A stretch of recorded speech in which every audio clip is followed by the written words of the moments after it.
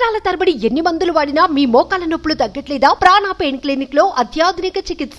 యాదాద్రి శ్రీ లక్ష్మీ నరసింహస్వామి ఆలయానికి భక్తులు భారీగా తరలిస్తున్నారు. ఆదివారం కావడంతో భక్తుల రద్దీ మరింత పెరిగింది.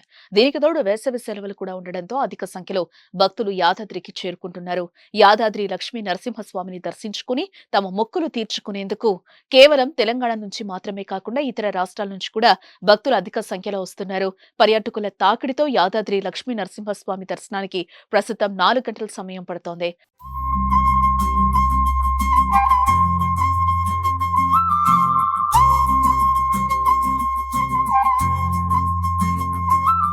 గత కొద్ది రోజులుగా యాదాద్రికి భక్తులు అధిక సంఖ్యలోనే వస్తున్నారు. యాదాద్రి లక్ష్మీ నరసింహస్వామి ఆలయాన్ని పునర్నిర్మించిన తర్వాత చూసేందుకు ఎక్కువ మంది భక్తులు ఆసక్తి కనపరుస్తున్నారు. దీంతో భక్తుల రద్దీ పెరుగుతోంది. రోజువారీ ఆలయ ఆదాయం కూడా అధికంగానే వస్తోందని అధికారులు అంటున్నారు. ఆలయంలో స్వామివారి అభిషేక పూజల్లో, నిత్య కళ్యాణంలో భక్తులు ఎక్కువ సంఖ్యలో పాల్గొని మొక్కులు తీర్చుకున్నారు. భక్తుల రద్దీ ఎక్కువగా ఉండటంతో ప్రసాద విక్రయశాల, ఆలయ ఆవరణలో సందడి వాతావరణం నెలకొంది. కళ్యాణకట్ట, పుష్కరిణి, ఘాట్ రోడ్డు, వాహనాల పార్కింగ్ పరిసరాలు సందడిగా కనిపిస్తున్నాయి. ఈ నేపథ్యంలోనే భక్తులకు ఎలాంటి ఇబ్బందులు కలగకుండా ఆలయ అధికారులు చర్యలు చేపట్టారు. ట్రాఫిక్ సమస్యలు తలెత్తకుండా ఎప్పటికప్పుడు చర్యలు తీసుకుంటున్నారు.